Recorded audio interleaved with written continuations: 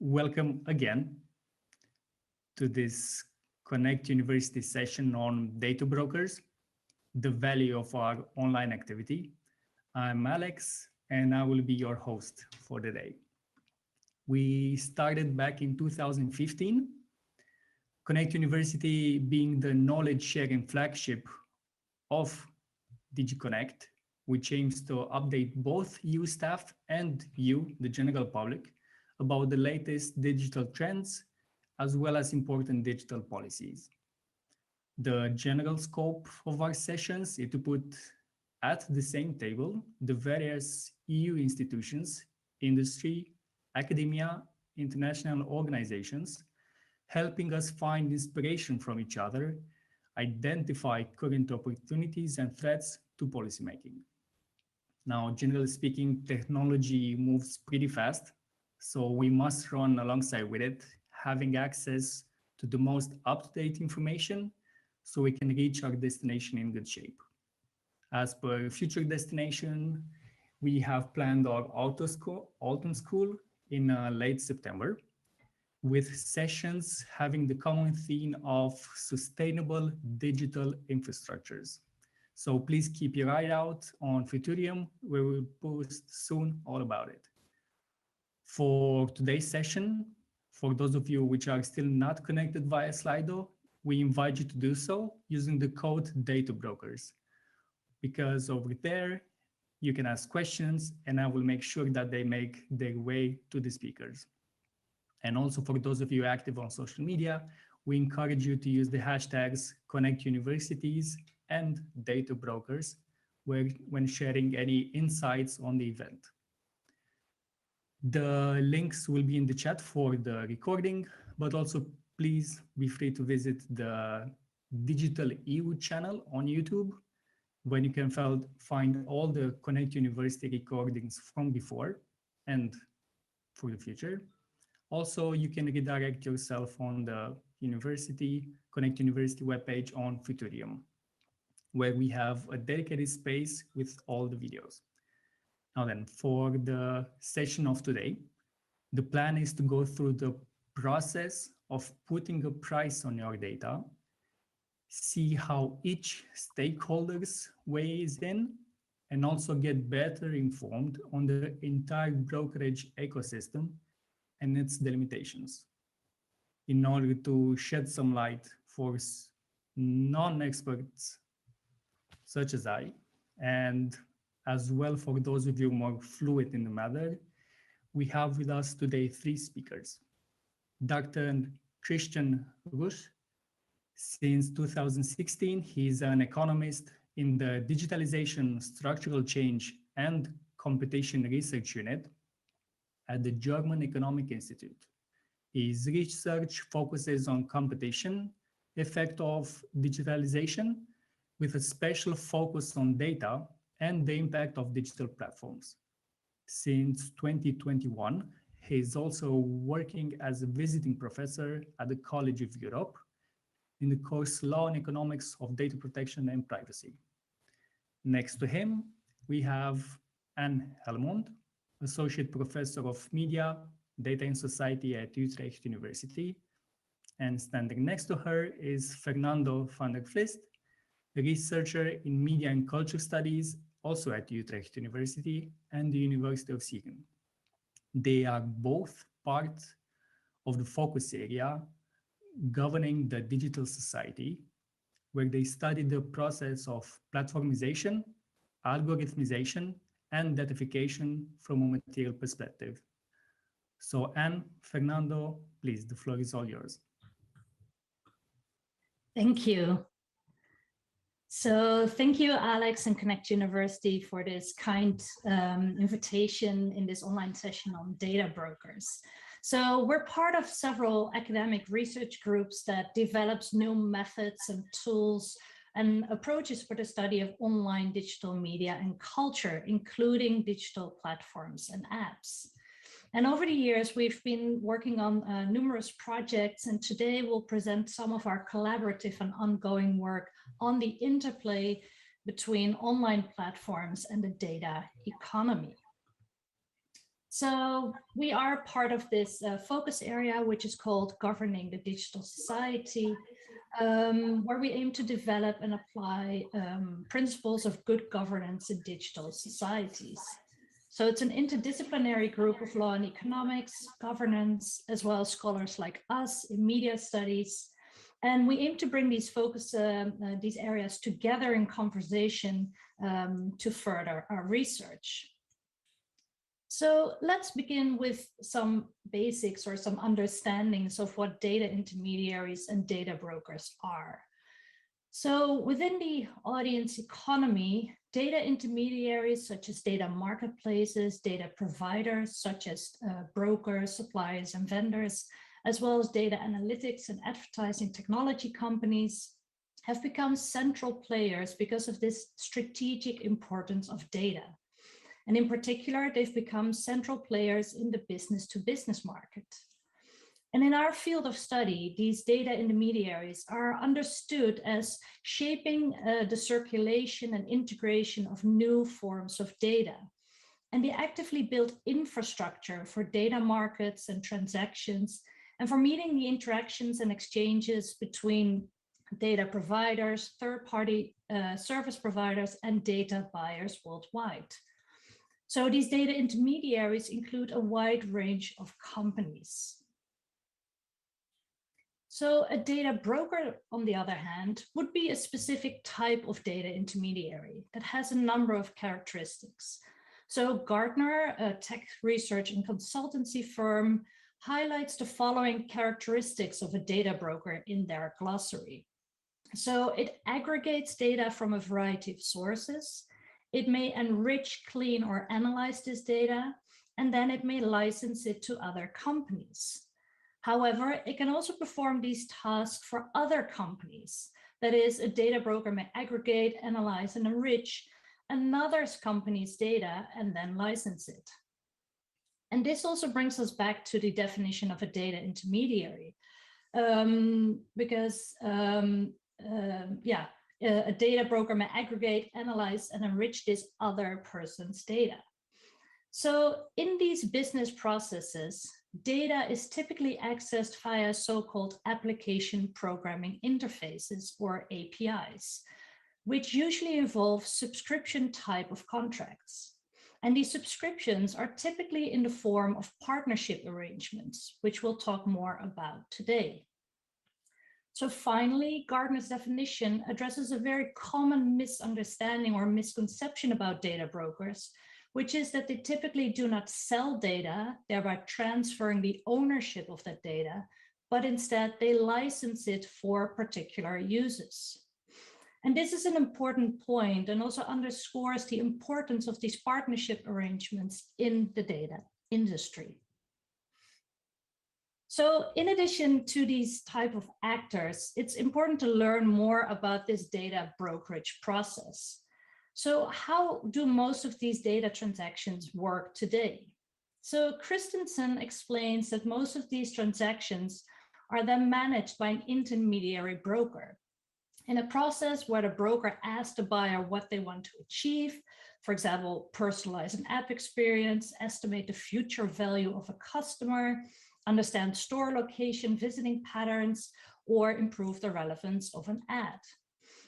The broker then aggregates data sets such as location data, mobile device data, behavioral data collected from online or offline sources from a few sellers. And then brokers deliver that aggregated screenshot back to the buyer, mapped to lists of emails, mobile identifiers, geolocations, or similar. And because this data needs to be current, these data marketplaces may be set up to automatically manage the underlying data so that the buyer always has always-on access to the latest data. So this typically increases the speed of access and may help ensure the quality of data, which can be very difficult, if sometimes not impossible, to actually establish. So in order for these things to work automatically, there needs to be infrastructure, or pipes, if you will, between these companies, between the different data brokers, data intermediaries, and buyers.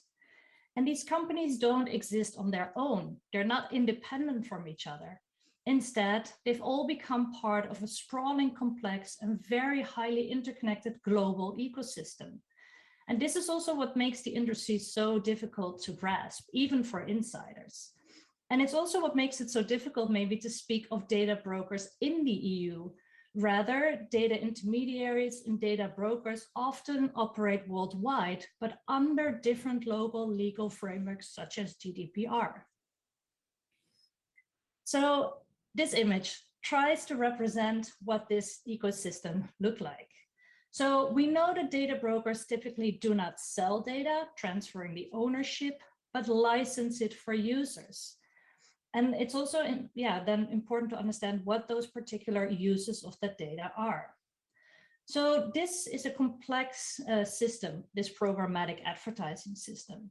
It's a multi-sided market that consists of a supply side, the website or app that wants to place an ad, and a demand side, the advertiser who wants to place the ad, as well as all the intermediaries in between who then facilitate this matchmaking process to deliver the right ad to the right person on the right time. So contrary to other forms of digital advertising, programmatic advertising is characterized by the automated trading of ads and data points across many channels and geographic regions in mere milliseconds.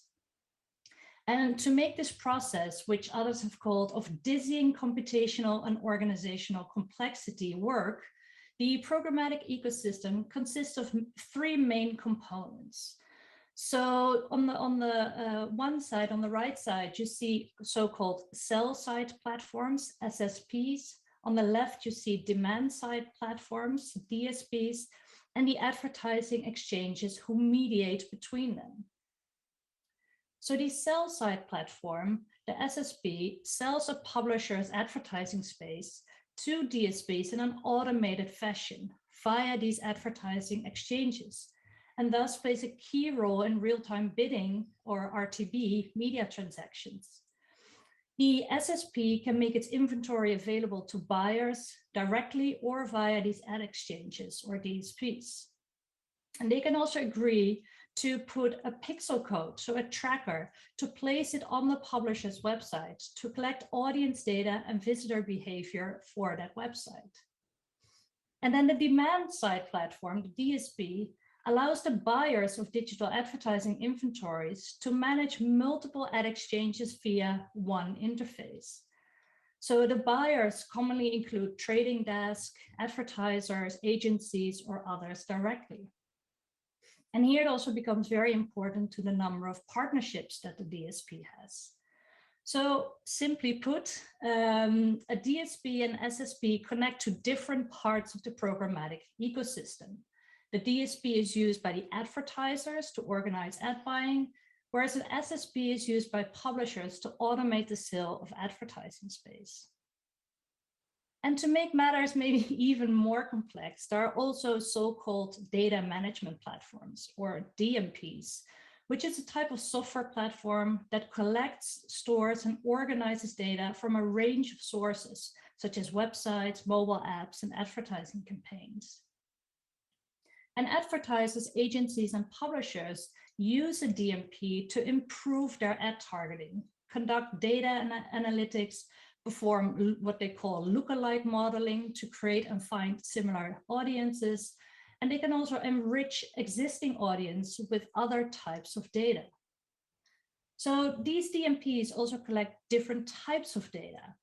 There are so-called first-party data, which is information gathered straight from the source, so from a user or customer, and therefore it's considered to be the most valuable form of data, as the advertiser or publisher has a direct relationship with the user. Second-party data is basically another company's first-party data, and this is a bit less common. So this is typically arranged by these so-called partnerships where one company exchanges their first-party data for another company's first-party data. And the final one is third-party data, which is collected from a variety of sources and then sold or licensed to advertisers and used for audience targeting. So for example, a publisher, a website may add a DMP's pixel to their website to collect data about their visitors. So this data is then collected not by the website itself, but by this DMP. And this is why it's classified as third-party data. And this type of data has also raised multiple privacy concerns. So in short, these DMPs collect and align multiple types of information and data to help their customer do things with this data. And this is also where these data brokers come in, as publishers may license the data to other companies through data brokers. And these data brokers collect, combine, segment, and enrich data for ad targeting purposes. So as we can already observe, this supply chain of programmatic advertising, which is the network of all the individuals, organizations, and tools involved in the creation, sale, and delivery of ads, contains numerous actors who are highly interrelated and depend on each other. It's a complicated world, and that's why we're here today. So the issues and challenges at hand can be really complicated and difficult to understand. And on the one hand, we can think of this in terms of an internal complexity to the way that data is used and stored at data-intensive companies. A leaked internal document at Facebook, for example, written by privacy engineers at Facebook, obtained by Motherboard, discusses the company's challenges in dealing with its user data and with privacy regulations.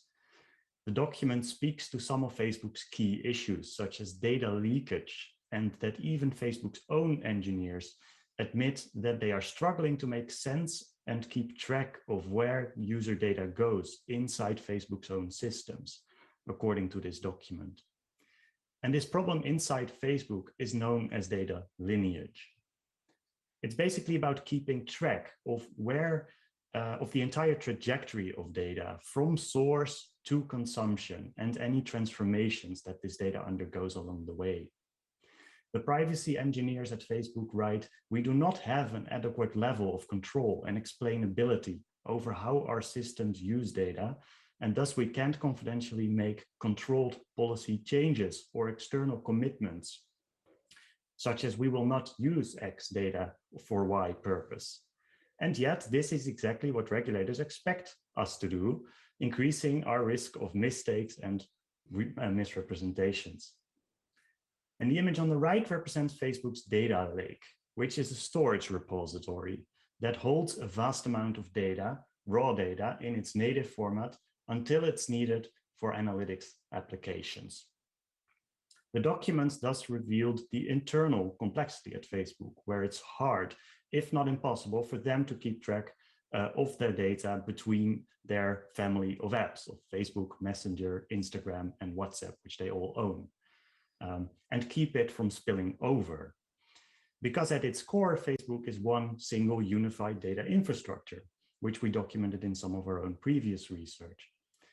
And in addition, it's technically impossible to trace a single data element throughout Facebook's system and how it's used within its other products or services, such as advertising. And as such, they are often unable to reconstruct these lineages of the data that they hold.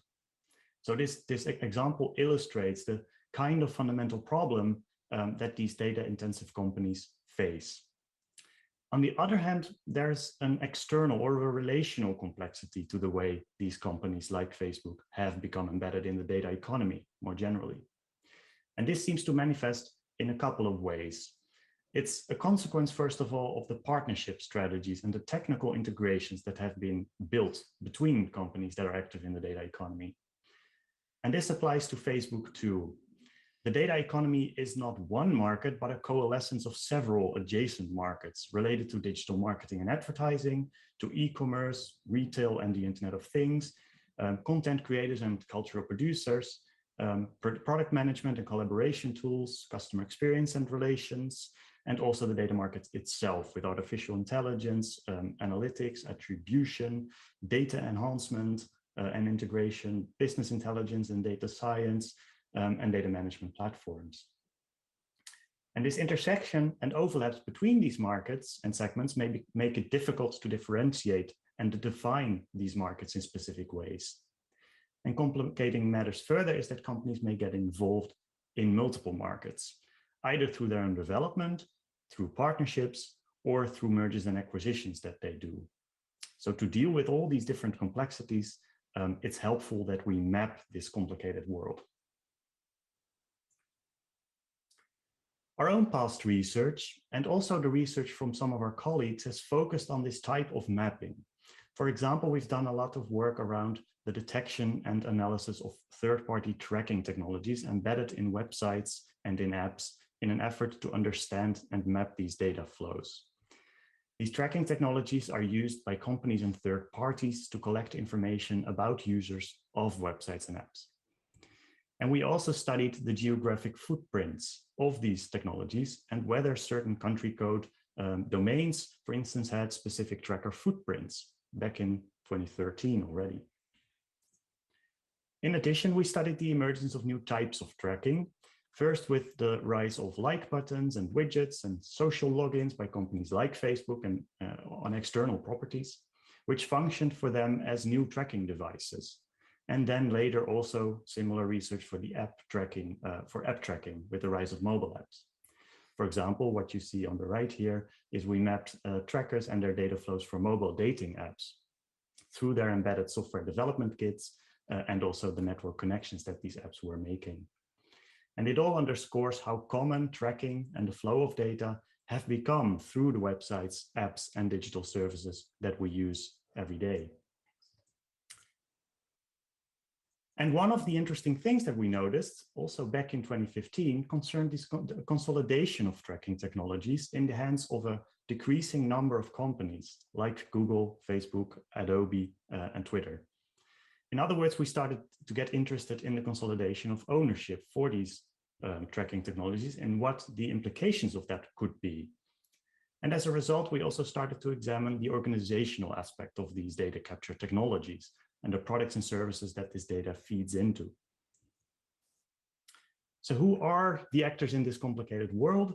What types of companies are those? And what do they do with data usually?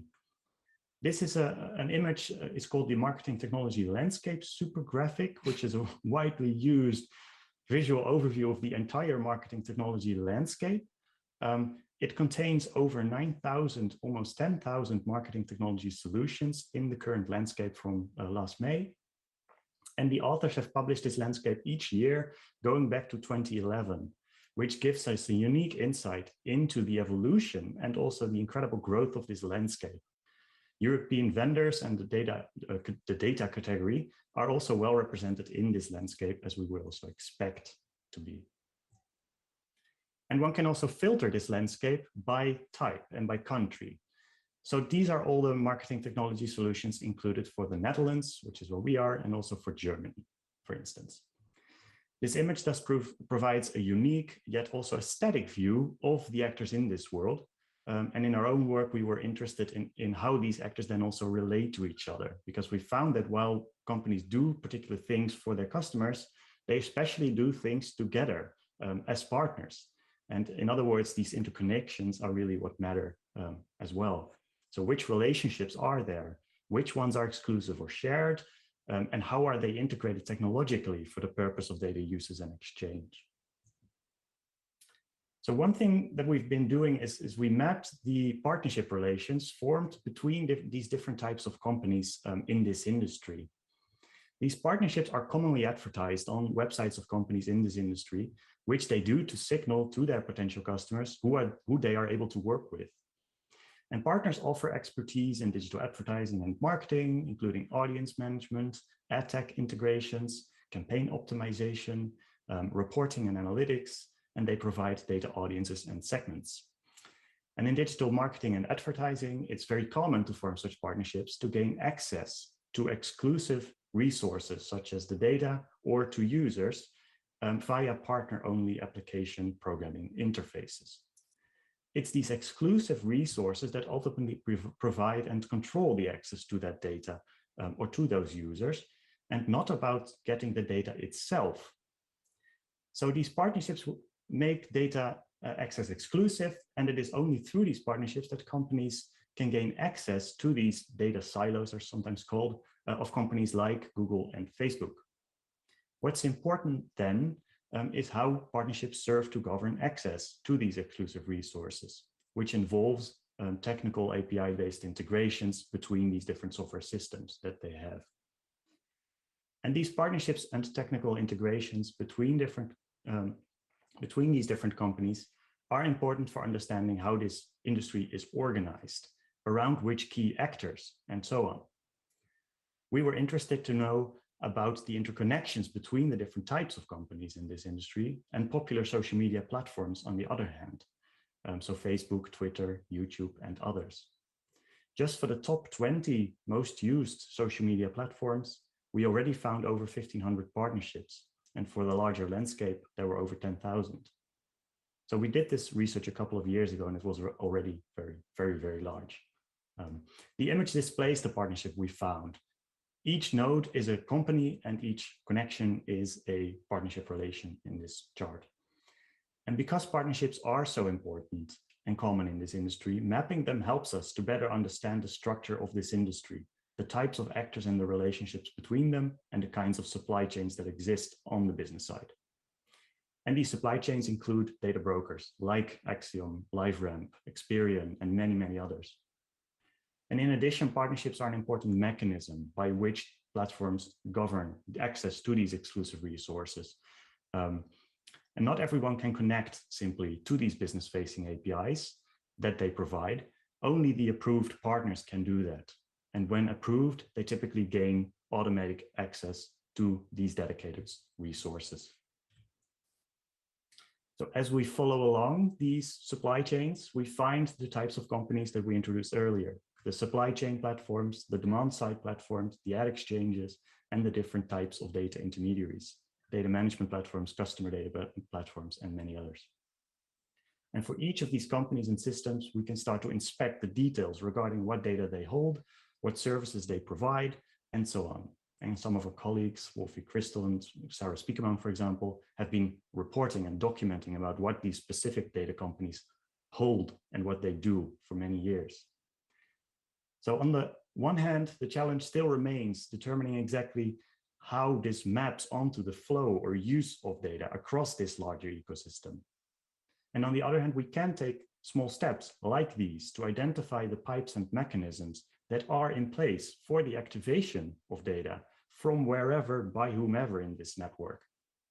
And based on our research, it's these supply and activation chains that really seem to matter most.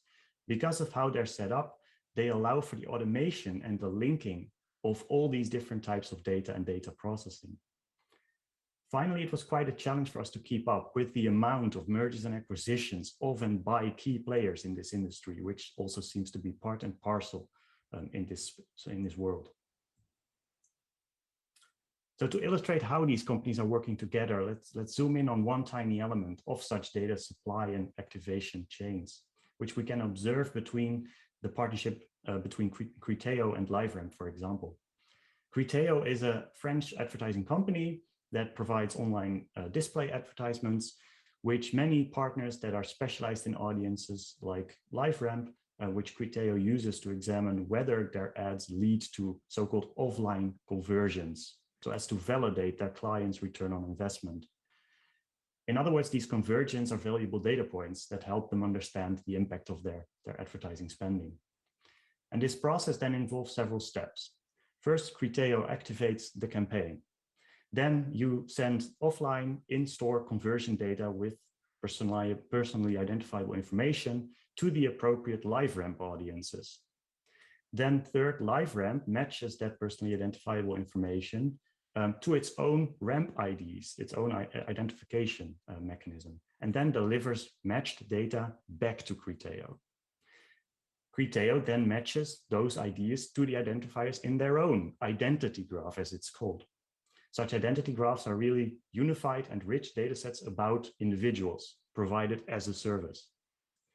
And then Criteo finally optimizes campaigns towards these conversions and may perform further analyses to report on the performance of the campaign. And this cycle is typically iterative and may be further refined through analysis over time. So we can imagine a little better how even a single relationship in this larger network involves a number of steps that take place between these actors, as much as by individual actors, with audience targeting and identity matching taking place on two separate platforms. And this kind of back and forth between multiple companies is actually very common, which can make it very difficult to pinpoint or anticipate any specific points of concern in this world. So what we found in our research is that APIs, technical integrations, and partnerships are also coupled as important sources for what we think of as strategic and infrastructural forms of power that these platforms hold, where partners build and extend the necessary digital infrastructure. So partners contribute to this process we call platformisation, which is the technological expansion and economic growth of digital platforms that can transform markets and industries and societal domains. Large platforms are not just powerful on their own, but partners can also help extend the reach and influence of the core platforms. And this is no different for data intermediaries and data brokers in this industry. For example, data identity resolution providers create the connective tissue between the different platform types we find in this ecosystem, including data intermediaries and digital publishers and ad networks and exchanges. And therefore, they also hold strategic and infrastructural power in this economy. And we all observe a further consolidation of these sources of power through platforms, mergers, and acquisitions, in which they extend their control over existing partnerships and partner integrations.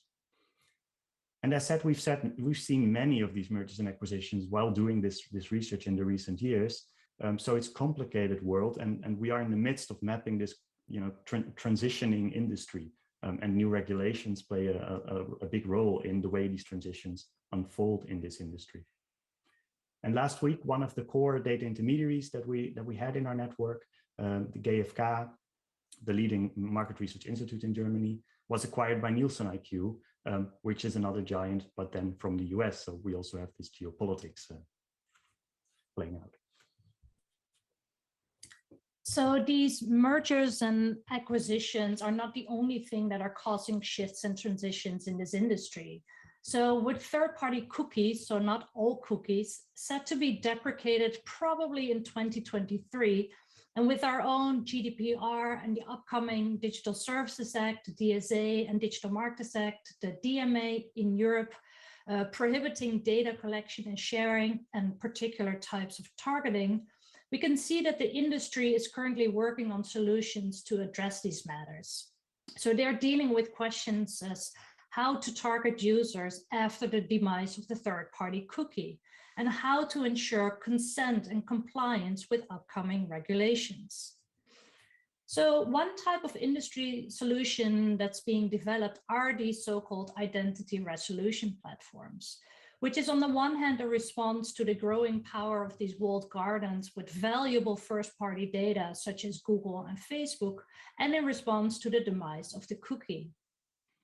So these identity resolution platforms connect identifiers from various channels and devices in order to create a persistent and addressable individual profile.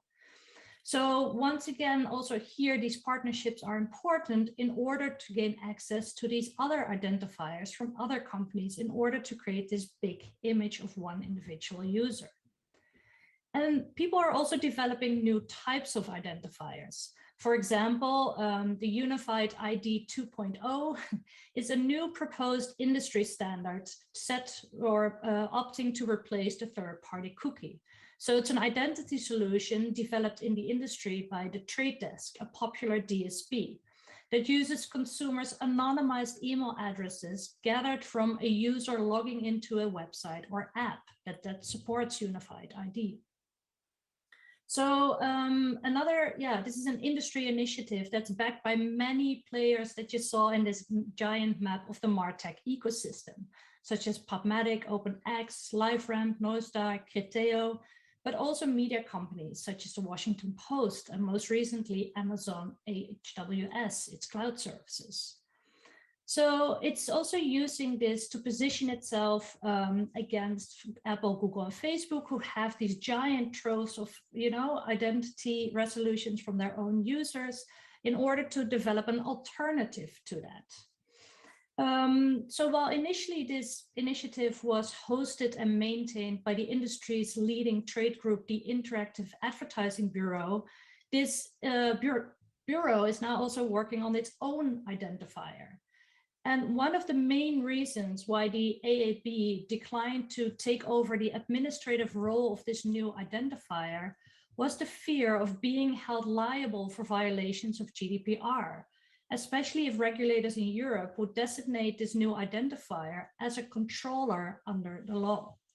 And there are also many other types of initiatives, such as the French ID5 and others being developed. So we witnessed the industry's response to a cookieless future due to GDPR and other upcoming regulations. And one of these responses is also what is called data clean rooms. Because unlike in the US, where data brokers operate in a fairly unregulated industry so far, in the EU, data brokers operate in a highly regulated industry, although maybe not always enforced. And this has also led to the creation of so-called clean rooms. So this term of data clean room comes from the manufacturing and scientific community to refer to a place that is free of contamination, right?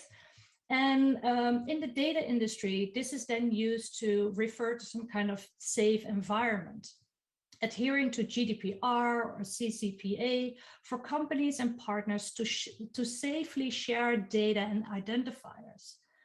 So it's a piece of software which aims to also perform identity resolution in a privacy-friendly way.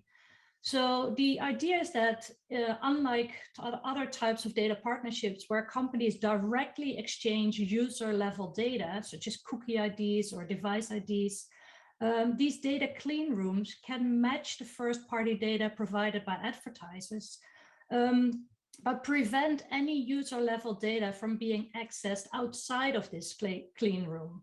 So all of the first-party data, user data, stays within the clean room, is not shared with anyone else.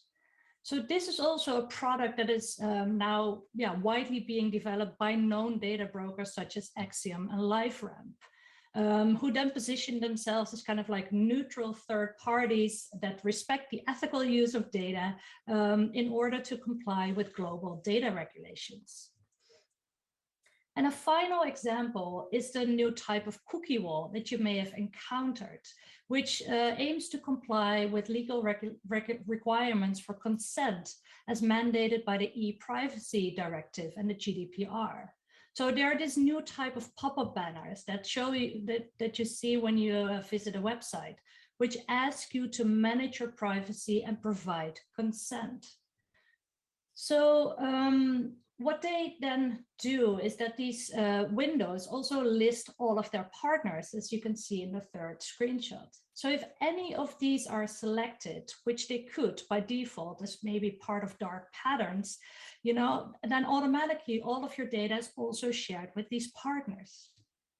So when we're talking about privacy by design, here visitors might not realize what exactly they are consenting to when they click all, when they click accept all. So within the context of Europe, the European branch of the AIB has developed what is called the Transparency and Consent Framework to provide these consent pop-ups. So the AIB is this technical standards setting body providing solutions for the industry. So many European websites and many Dutch websites at least use this technology within these consent windows by making use of this transparency framework. However, as our law colleague Cristiana Santos and others have found in 2011, is that while these specifications of the consent framework characterize them as data processors, the way that they actually operate would qualify them as data controllers instead, which has implications for their compliance obligations. And a few months later, in February 2022, the Belgian Data Protection Authority announced that actually, it fined the AAB because they also thought it operated as a data controller. So they were collecting and processing data, which then actually goes against regulations from the GDPR. So while the industry is actively developing solutions in the name of privacy, we still need to be very attentive to the solutions that are being built, as this example illustrates. So a few short conclusions. So regarding this idea of data intermediaries and data brokers, we have observed how difficult it is to delineate these actors on the market, because many of them perform multiple roles and are highly interconnected in a value chain. Also, it's difficult to even establish maybe geographical borders on the market. So what or where is the EU data broker ecosystem, as many actors operate in multiple countries, but under different legislation. And the concept of data lineage has also taught us how difficult it is for these companies to even technically trace where their data goes and how it's being used. And to deal with other issues regarding, for example, GDPR and the upcoming DSA and DMA, we have observed what we call patchwork compliance.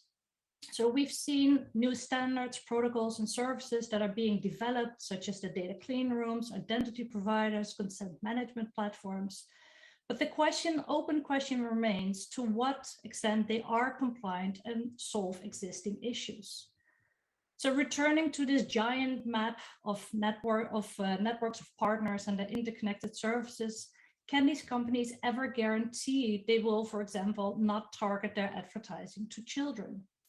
Furthermore, as others have written, as governments are increasingly embracing privacy by design legislation, tech companies face a choice: either start from scratch or try to fix the existing data pipelines that are old, very complex, and non-compliant. And even some computer science researchers have said that a fresh start is the only way to go. But for tech companies, starting over would require engineers to roll out a critical data infrastructure and change that without disrupting day-to-day operations, a task that's easier said than done. One cannot simply remove all the ads on the internet without the whole thing crashing down. So can the existing infrastructure and data pipelines be patched or fixed, or does the industry need to completely rewire the ad-supported business model of the web that is driving many services online? So we've posed these questions and are also very interested to hear from you as an audience and from legislator, because we're very interested also in what are the urgent questions? What do we need to know right now? And what are you hoping to learn more about, as we are also very keen on collaborating on these questions in order to solve some of these issues. Thank you. Definitely, thank you both, Anne and Fernando. Indeed, it's such a complex map.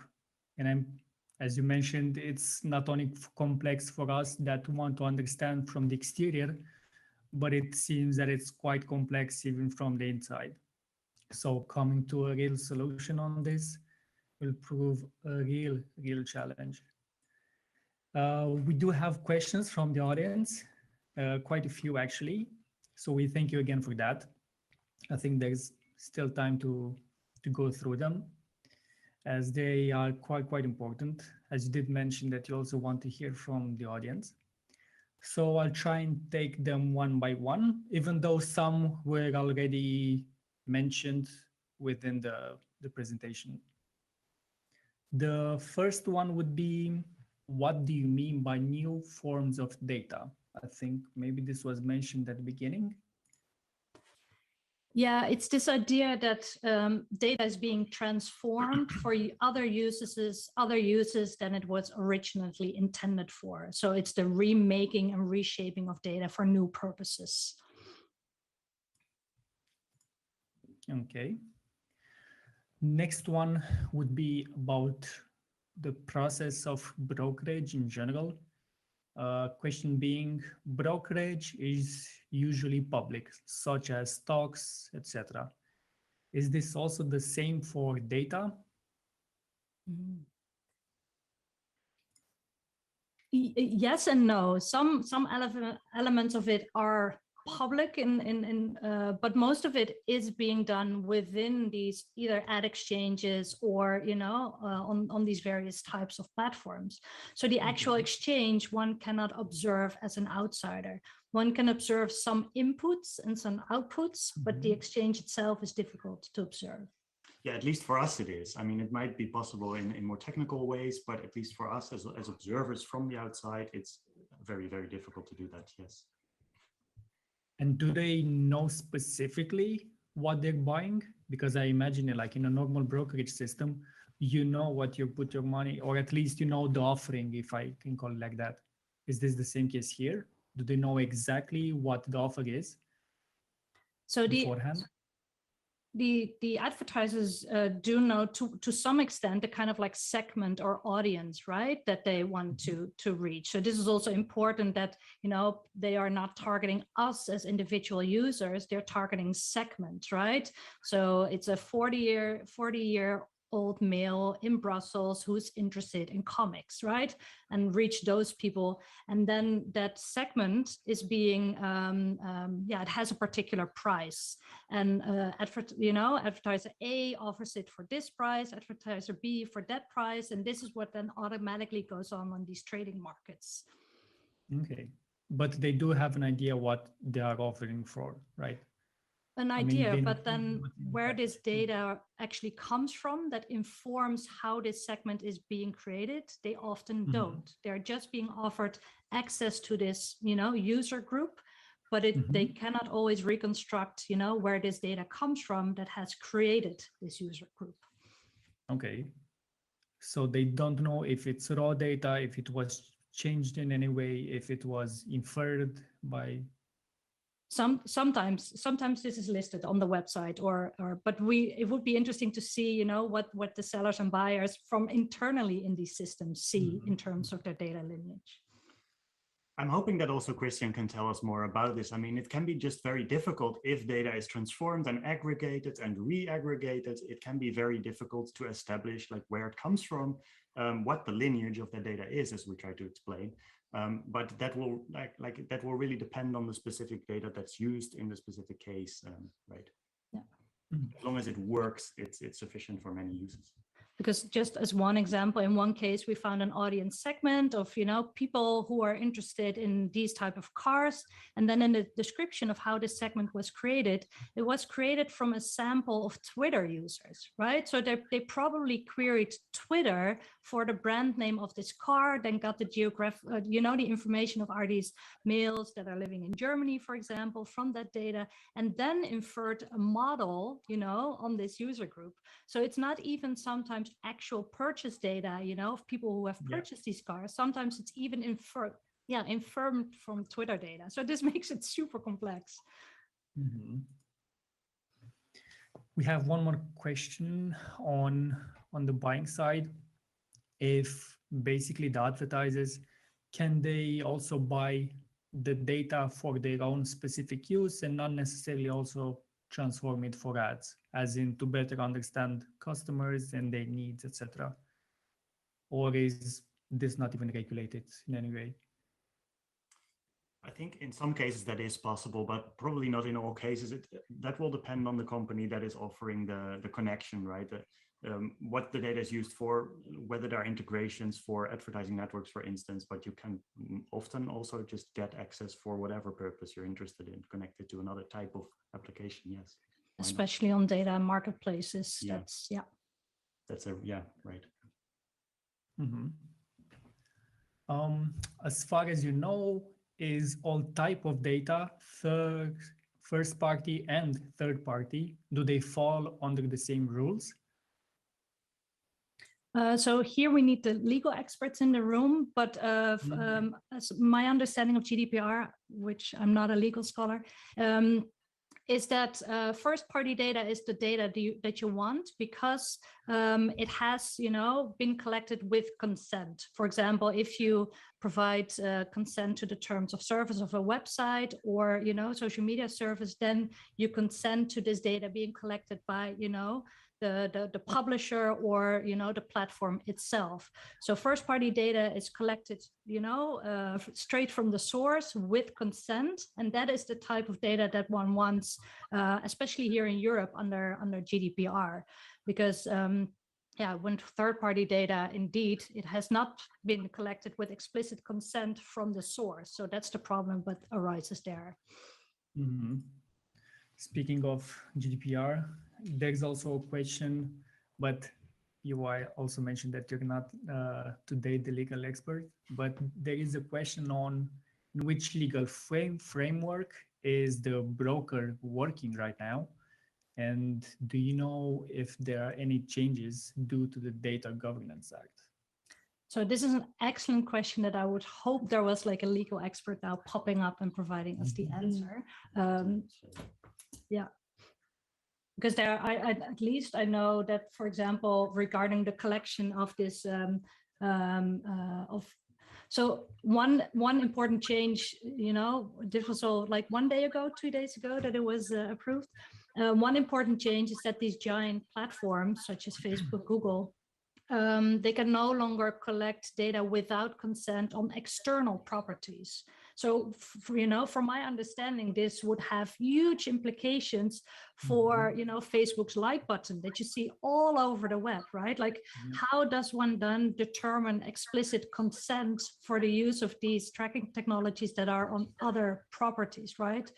Because the presence of these actors is enormous, and the same holds for these data brokers, right? So it's it's an interesting question. Coincidentally, this ties up very well with our next question, which was, can tracking devices go outside their original platforms? Yeah. Yeah, so this is exactly that answer. Most of these platforms, advertising companies, they all place their trackers on, external devices such as websites or apps, and this is how they collect their user data. And especially, for example, these social media platforms, they track their users and also non-users, right, outside of their own boundaries. So if you go into a website that has, Facebook supported ads, then you're also being tracked there. And here I see that Christian will jump in. Just to mention one thing, so we have in Germany an ongoing lawsuit between the Bundeskartellamt, so the competition authority, and Facebook, and it is on the rights Facebook grants itself in the terms of use, and it granted itself the right to combine this data from Facebook with third-party sources like WhatsApp, but also from with data from every website that had this Facebook like button. Yeah, and the Bundeskartellamt wanted to force Facebook to internally separate these data so that they do not combine these data, and we have an ongoing lawsuit now. So it, I guess the Oberlandesgericht was in favor of Facebook, then the highest court was against Facebook and stated, okay, the Oberlandesgericht had to look at the case again, so it was referred back to and now we are waiting on a decision there. But also such kind of regulation where, so that no combination with third-party sources, that is also included in the DMA actually. And also, so we see that problem also in Germany, and it is ongoing lawsuit, but also the DMA wants to solve this problem. So. I see. There was a more complex question on this. In what type of legal architecture have you found in this mapping of partnerships which deal with data controllership issues, or any controller process or agreements that you saw? But again, this is very legal. I don't think so. No. No. No, what we do see is, when you look at this infrastructure, we also looked at the infrastructure in more detail. For example, the advertising and targeting APIs of the social media companies. And there you do see this happening, right? So what we notice, we've observed like how users are being datafied, right? Like what kind of information is being collected about these users and made available to advertisers via these APIs. And there we saw that at one point we observed changes where they would note next to the description that they removed the ethnic affiliation, for example, to comply with, GDPR. So on a very, detailed level, you do see these implications, but we haven't seen it on the larger infrastructure. Speaking of profiling, we have a question if you came across any privacy statements which explain the logic involved in the automatic decision-making or profiling. We have not looked at that. No. Not until now. Understood. One more question maybe on the solution side. The question being if there is now any solutions to having a well-structured lineage, and if Google or other platforms have the same issues as Facebook.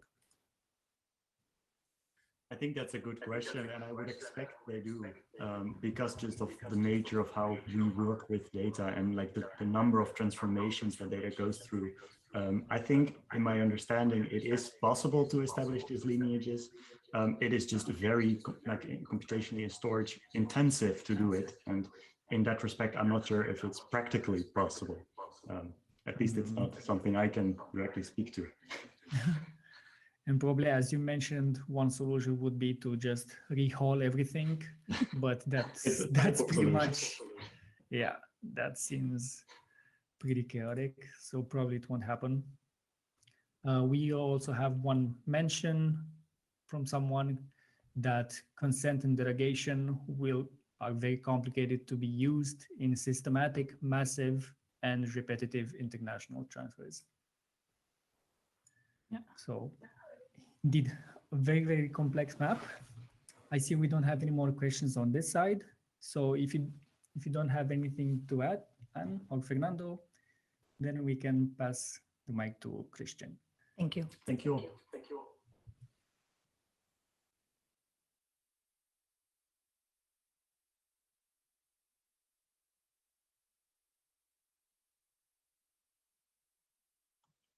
Yeah, hopefully you can see my slides. So thank you very much for this invitation.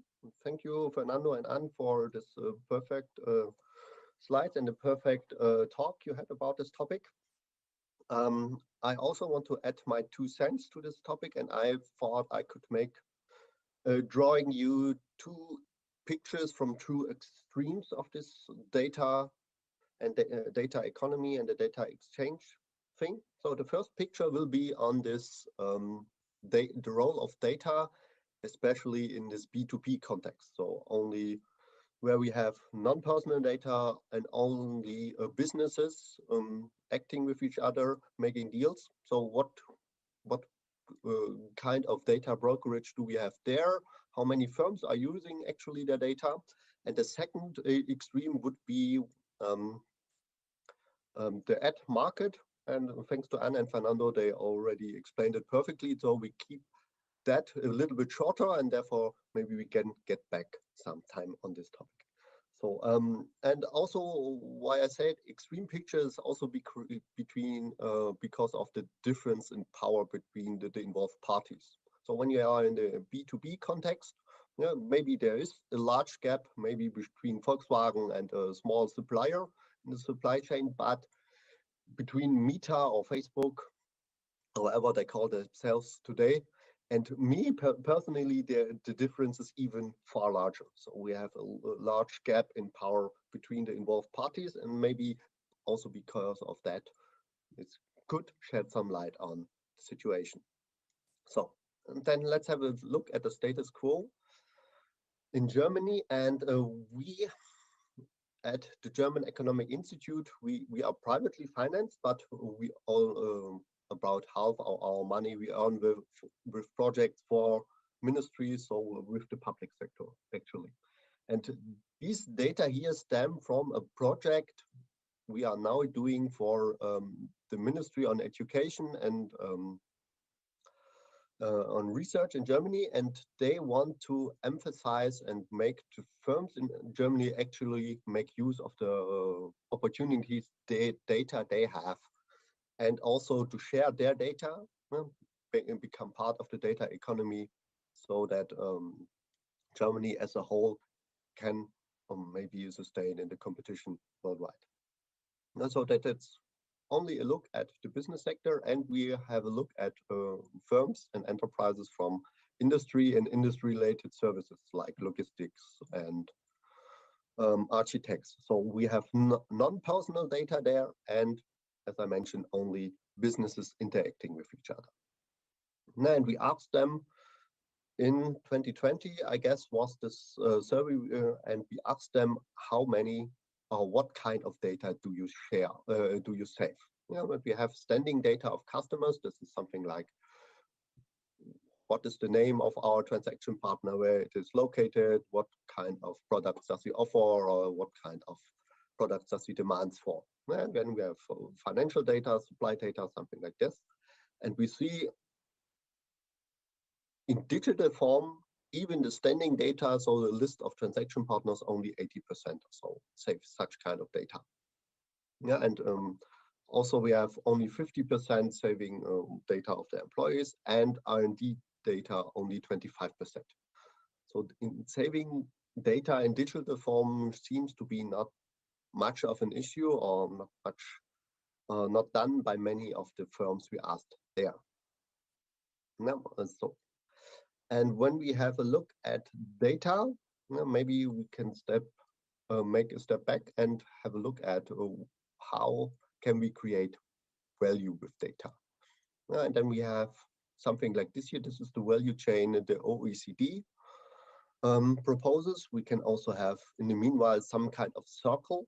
That means when we make use of our data and develop new services or products, we can maybe collect even more data and therefore create even new services. So maybe that's also can be a circle, but normally at the beginning it's something like this, something like such a value chain. The first step is the generation. Then we have to collect this generated data. We have to store it. Maybe we have to process it to make use of it. Then we distribute it, and also must have some analytics over the data. And the last step that is missing here is maybe the deletion, or maybe even selling it or something like this. So this is some kind of the value chain, what we see here with the data. And what is also interesting is when we have a look here again, the generation, the collection, the storage, and the processing. Normally we do not earn money with this. So we have to invest. And only we have to justify the investment by the distribution, maybe sharing it with something else, selling it, or maybe creating knowledge or valuable information from the data we process. So we need to have an investment in the beginning, and especially in the manufacturing sector. I don't know whether you know the Monopolkommission in Germany, the Commission on Monopolies. They are advising the Bundeskartellamt and the public authorities on missing regulations, something like this. And they published their biannual study on Tuesday, I guess, and they found digitalized companies in the manufacturing sector, they have a higher margin on their price. So they have 3.5 percentage points higher prices than non-digitalized companies. And they say this is due to the entry barriers created by such kind of investment that are necessary to become digital and to create knowledge from all the data and use the data for.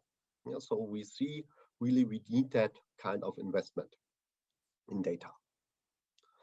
And from an economist's point of view, data has a very, very good characteristic. So it means that it's non-rivalrous in consumption. So when you share the data, you can copy it at virtually no cost and then share it with someone else. Then we both can do the analytics with this data. Maybe you can also combine it with the data. So for sharing, we can share the data at virtually no cost, and then we can both do the analytics, and therefore we have no rivalry in this consumption. And that, from an economist point of view, would suggest we should share the data with as many people as possible. Yeah, especially we can do our own analytics, but we can also sell it, or also we can share the data with our partners in the value chain, and then maybe create new new services or products or something like this. Now, we need that investment, but once we have done this investment, we should share this data to create value, especially in this B2B context. And therefore, we also have this project with the German Ministry on Research and Education, because they see, okay, we need to make use of all the data we have in our industry to stay in competition with all the big players on the market. And therefore, we have this project IEDS. So it is Incentives and Economics of Data Sharing. So we want to develop a framework and a reference model that we can share with the enterprises so that they can really make use of the data. And but what we also see, we also want to have some kind of data brokerage there, so to getting firms in need of data together with firms that have these data, so they can work together. So, but we also have such kind of firms evolving in Germany. For example, the Data Intelligence Hub, it's by the Deutsche Telekom. It's some kind of yellow pages, so you can list your kind of data sets, what you have there, and people that are interested in the data set, then they can contact you and you can contract or license this data.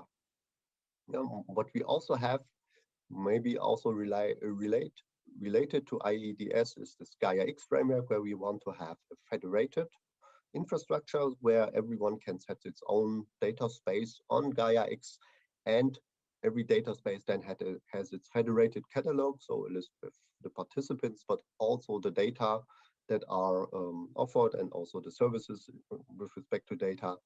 Now we also have these platforms, marketplaces evolving, but there's still this one, and we want to create also this Gaia-X framework where we can have people working together, sharing their data, and also encouraging to save their data. Yeah, but let's have a look. What is the status quo in the German economy so far? Yeah, when we can also ask, what do you have implemented regarding the data?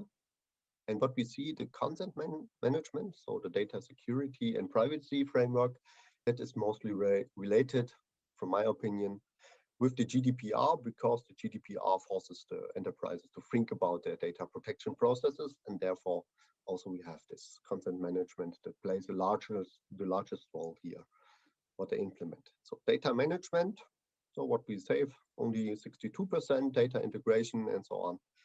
And really a data strategy that only have 23% of all these firms there, and data governance, so this framework, how to handle designing roles and something like this, only 29%. Yeah, that seems that most of the enterprises in Germany are not really taking part in this data economy. Yeah, and then we also see that when we ask them, do you need data from external sources? Yeah, and only 26% really do need data from external sources, and it also kind of interesting. Especially the medium-sized firms need data from external sources, and especially the less digital ones. So the digital ones need less data on average, and also the small firms need less data, and the big firms need less data. Maybe the small do not know or do not have the opportunities, and the big one, maybe they have already a large network, so they need less data from external sources.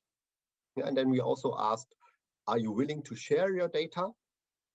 Yeah, and only 12% are really willing to share their data. And even again here, the digital firms on average, they are less willing to share their data than the less digital ones. And then also we see, especially the big firms do not want to share their data, and the medium-sized companies also want to share their data. Yeah, that's when we think of Google on Facebook or something like this, this is completely the opposite. So it seems we have these closed shops, and most of the firms really only want to stick to their own data. And that is the question, what keeps them away from sharing the data? And maybe we can have a small poll.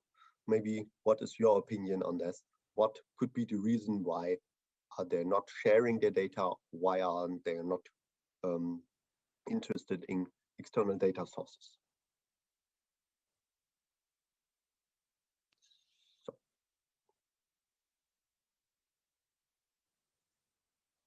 Okay. So we invite everyone to reply within the poll section. I'd like to hear your voice on this. There are barriers, and maybe you are a manager, or maybe you are from an external. What would you see happening in you sharing data? And why? What barriers would there be?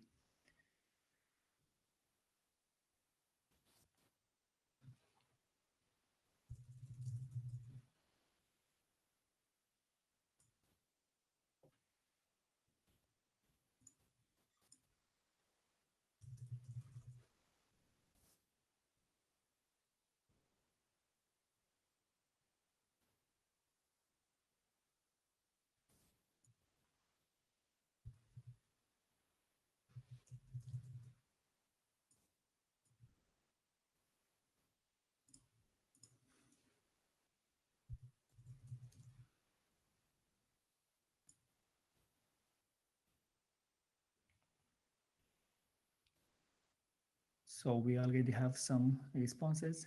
Does any of you them ring any bells, Christian? Again, please. I see. We already have some answers, and I'm wondering if any of them ring any bells for you. Oh. Some of the answers are legislation, the source of the data, the price, poor network, maybe the age of data, latency, personal data protection. So I think this falls on the rules.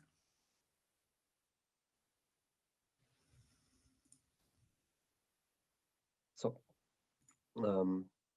yeah, thank you very much for this answers. And yeah, this all plays a role, especially the age of the data. This is especially true for personal data. So when Amazon also knows that I'm interested in such kind of book, once I bought this book, this information is old-fashioned. That is especially true. Now this could be who is interested in machine data from the 70s or something like this. That's maybe a problem, and especially what also is an important question I want to deal with is the uncertainty about the worth or the value of the data. So is this data what I'm going to share, or something is interested in? Is this gold, or is this just lead? Is this just heavy because of this large amount and contains not really much worth, or is this really gold and is highly valuable? And maybe this problem to address or to assign a value to this could also be an explanation.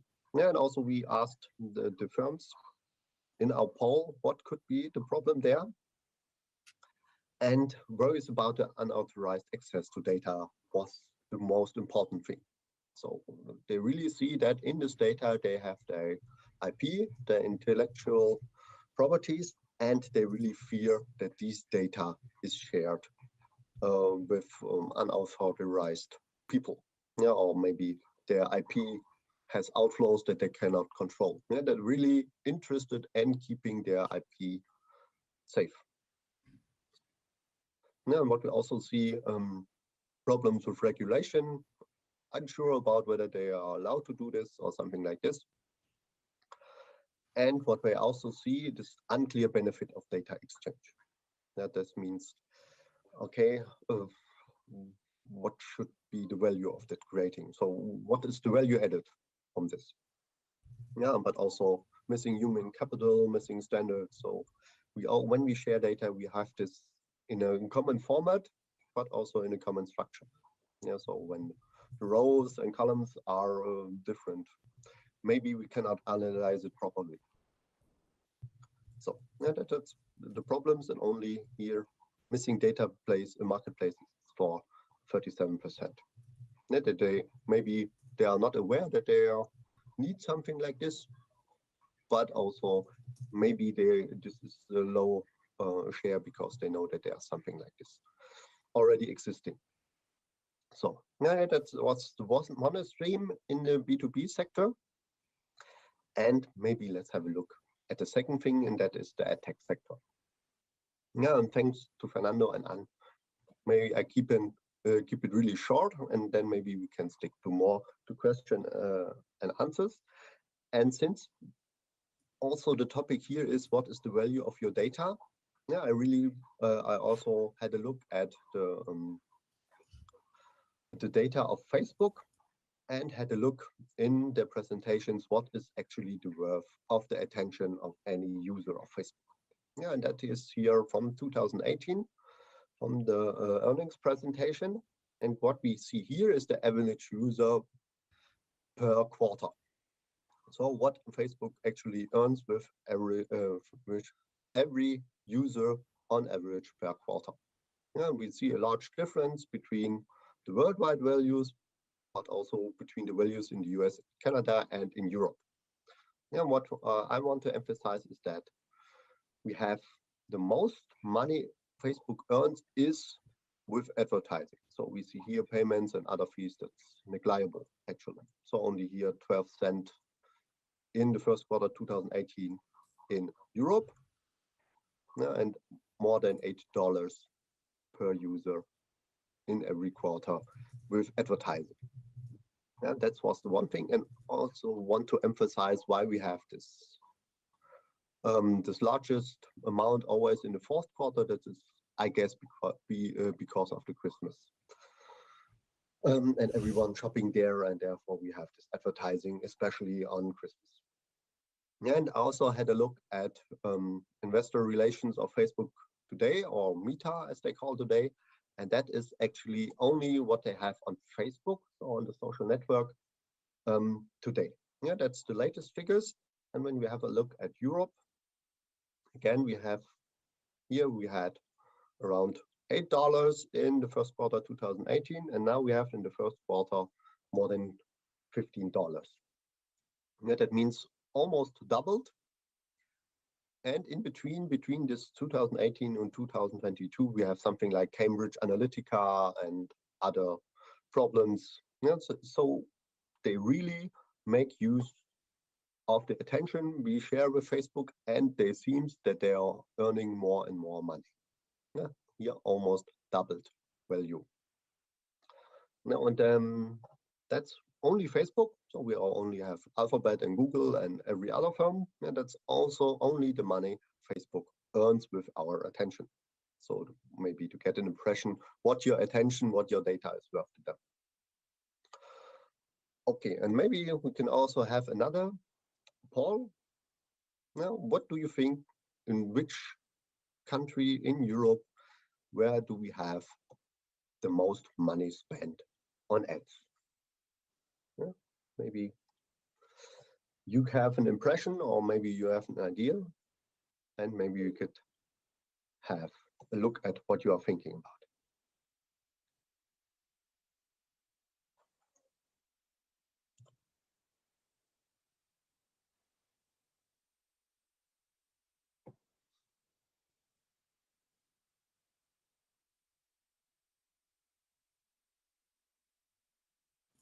So please, we invite you to use the poll section within Slido.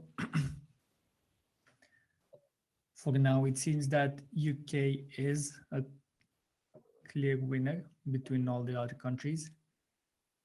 And maybe the question is, and we have also a question if how much they spend per capita or how much they spend in general? It's an absolute amount, so only the amount, not per capita Absolute. or something like this. Oh, okay. So until now we have UK, France, Netherlands, Germany, Luxembourg, so a lot of West, and we also have Ukraine as answers. yeah, you're completely right. It's especially the UK where the most money is earned. Yeah, and surprisingly, it's almost 3 times than the second one, what we have in Germany. So more than 32 billion is spent in the UK, maybe because it's English speaking and then we can target anyone else, but also because in the UK, when we also have the large countries where online shopping is so, how much use online shopping, especially the UK has had the most or the highest numbers. So we have many people shopping online there. That may be an explanation, but also maybe the language. Yeah, and what is surprising for me that it's even 3 times more than Germany. You know, comparable size, comparable number of inhabitants. Yeah, and that was kind of surprising for me. And when we have a look worldwide, you know, when we see what kind of money is spent there, and when we have market shares worldwide, that is here before Corona, we see 1/3 is completely on Google, 20% completely on Facebook. You know, they have their own ecosystems, as Anne and Fernando told us, yeah, and we see how much money is spent there, but we also have their Chinese counterparts like Alibaba and so on. And Amazon only 4%. And yeah, that is the simplified value chain. Maybe we can skip that. And Fernando explained it perfectly what is happening there. Yeah, and we also the targeting functioning also was explained that especially on the DMPs and the DSPs. And another factor I want to add is where is actually the money earned with this. Yeah, we have here the buy side, the advertiser that wants to buy some advertising space, and on the other side we have the publisher. Yeah, and where stays the money? Yeah, 100% is spent by the advertiser and 65% goes on the publisher. Yeah, I must admit these data here are from UK's CMA report. Yeah, that's mostly collected from the UK, so maybe only on the UK market, but since the UK has the biggest market, maybe this is all can also be comparable to other European countries. Yeah, we see 13% is on the DSP, 12% on the SSPs, media agencies 5%, and so on. And when we have a look, who are the actors there, and we see this is outside the ecosystems. That means not on YouTube or something like this, or on Facebook. These are on the free market, so outside the ecosystem. And what kind of share does Google or Alphabet has in this value chain? And we see 90 to 100% in the ad server, 50 to 60% in the SSP, in the DSP 50 to 60%, and the advertiser ad server 80 or 90%. Yeah, we see that we have these large networks, and especially in these networks, but also outside these networks, we have these big digital companies dominating this market.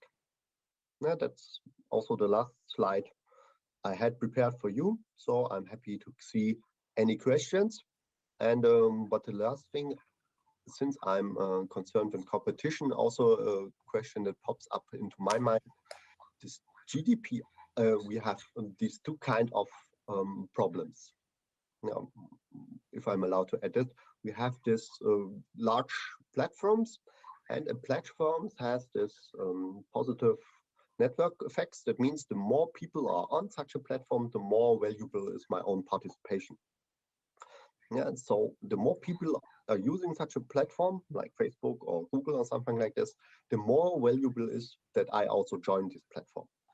And the question is, because of the large value with a large user base, can they demand excessively many rights with concerning my data? So can they extract, because of their power and their valuable offer, more data or many rights of my data?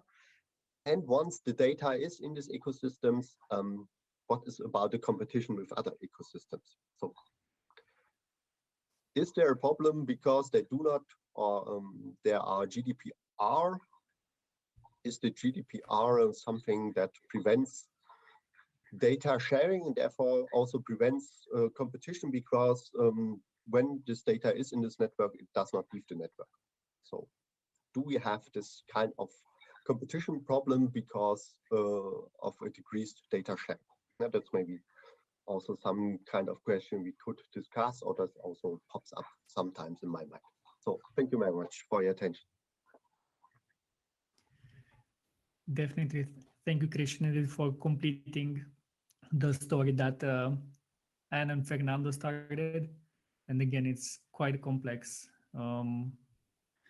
map, quite a complex story, and so many actors involved, even though, as you mentioned, some of them have a higher weight to the story, so probably higher decision making also in it. And even though the data doesn't leave the network, it does transfer internationally, and it is also inferred. So it's quite complex to properly legislate it and deal with it when there is no exact pinpoint of the data at all times. So let's take a few of the questions that we have from you viewers at home. And again, thank you for being there and being active. You mentioned digital form of data. Is there a different type as well? We have analogous data. So the core or the foundation of the digitalization is to get this information from the real world in this computer. So we have this information from the real world. I would call this analogous data. And once it is made readable for a computer, it's such kind of digital form.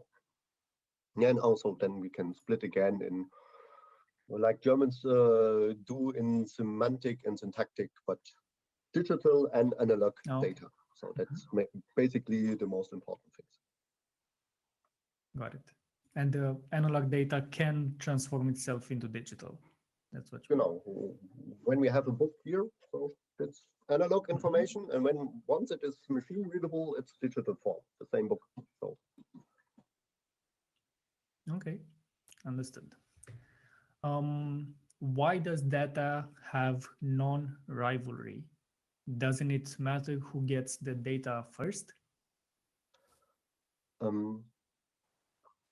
It does matter who gets the data first, and the question is this then a different good? So when two parties get the same set of data at the same time, there's no rivalry in consumption, because they can both do the analytics, or maybe 7 or 8 persons. Yeah, but when we have Amazon seeing that I'm looking on the site on one kind of book, this information is not the same to another bookstore where I'm not at the same time. So the time can be a factor that makes this data sets being different. So sorry for my bad English, but that's the thing I want to say about it, that getting the same so kind that of age data. partially. So Yeah, that age partially will have. Yeah, so. Okay. Thank you very much. Well, one more question is, so can people actually sell data as private individuals on platforms such as Gaia. And so I think that's the one that you mentioned. So you mean Gaia X? Can they Yes. sell that data? Not at the As moment. individuals. Not at the moment, but there are other platforms where they can save their data, sell their data. Maybe it can be there are maybe also the GFK, something like that, where you can where they send you an email to take part in some polls, and then you can points for that, and then you can exchange these points against something like this, some kind of rewards. You can sell your data, but since we are in the implementation phase of Gaia X and they are still working on it to get it to work, not at the moment. It might be that the question is referring if if you have like I'm wondering, on Reddit there are a lot of subreddits with data scrapers, so that IT guys can as individuals scrape data and create their own data sets, and if basically they can sell that on their own. I think that was also part of the question. Yeah, that's also a legal topic, whether this is in line with the GDPR. I guess in the GDPR, there's also a part granting the right for research, but when does research stop and where does earning money begins? So that's interesting topic. So sorry. Truly. For your slides or for your questionnaires, for the firms, did you speak with managers or engineers in the teams? Because the answers might differ to your questions. That was an online poll, so we sent them the link and they had this to fill out. I don't know who was filling out this, but we sent it to the firms in our panel, these data. So they did it in the name of the company. Okay. Understood. So, but there was wanting to saying something. Yeah, so but that was in response to the previous question. So, okay. Sorry. No, it was in response to the question of scraping data from a platform like Reddit, right? So, and then selling that data. So that goes against the terms of service of Reddit, which prohibits you, even as a researcher, right, from even offering for research purposes your data to another researcher. So, there are severe restrictions under the terms of conditions of these platforms, especially reselling. Okay. That's good to know. Speaking of value, we have a question as in why is the US so much more valuable than all of the other regions? So on Facebook, right? So it's because of one thing is the consumer sector in the US is larger, so they're spending more money, and the US is less fragmented. So not in every EU country they are using Facebook, actually. And we have different market shares in the EU, and therefore we are not addressing all of them. So Facebook does not address all of them. And what we also have this is an average number. So we can also have under amount by geography, but it's maybe a different story. It's on average, so you charge in Belarus or Ukraine or something, you charge less than in Germany or the UK. That I wanted to say. So definitely. And we have one last question that maybe it's pretty much open to all three of you, is how do you see the market evolving in the future, and will the value still stay in the same place?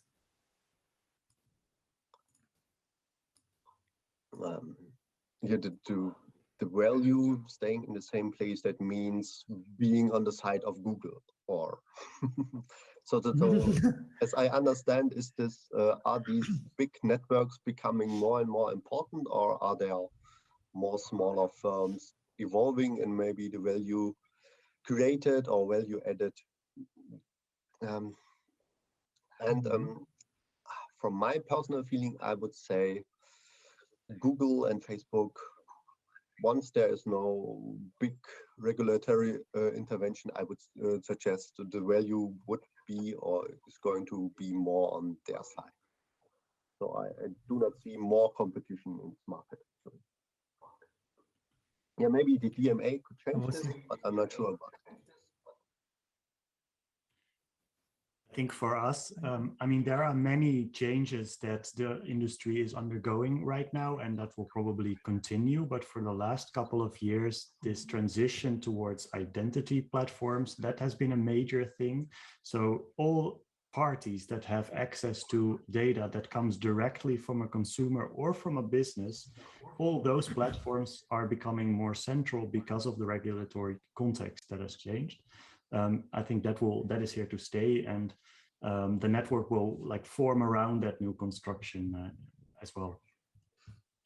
Maybe in addition also to the limitations, not only posed on, the demise of the cookie, but also in terms of app tracking. So where users now have to give consent, right, to on the level of Apple's system, whether an app can track you across, other spaces.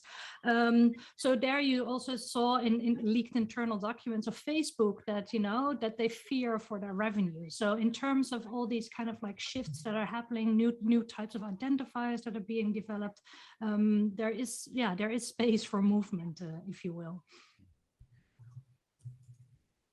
Indeed, and I mean, speaking of platforms, I just saw a few weeks ago TikTok surpassing all of the other platforms quite quickly. For example, it's now, in terms of revenue, 2.5 times higher than Twitter. And given the fact that Twitter was founded in 2006, so way longer before TikTok, we can really see a shift on that side, and it might continue. And we speak a lot about regulatory frameworks here in Europe or in the US, but it's going to get even more complex when we switch to other continents. I can just add to that over the years, of course, there have been several of these types of transitions too, on the side of where social media specifically, Pinterest and Twitter indeed, but also before that, we had Yahoo, we had Flickr, MySpace. So all of these players, they're still in our networks, but yes, there is definitely, it's like someone comes up on top and that shifts. Mm-hmm. Great. Christian, do you have anything that do you want to add before ending? No, thank you very much. Definitely. Super. Then I can say a really big thank you for all three of you for being here and giving us a glimpse into such a complex infrastructure and ecosystem. I think we all learned a lot. And for you in the audience, thank you for being patient and waiting.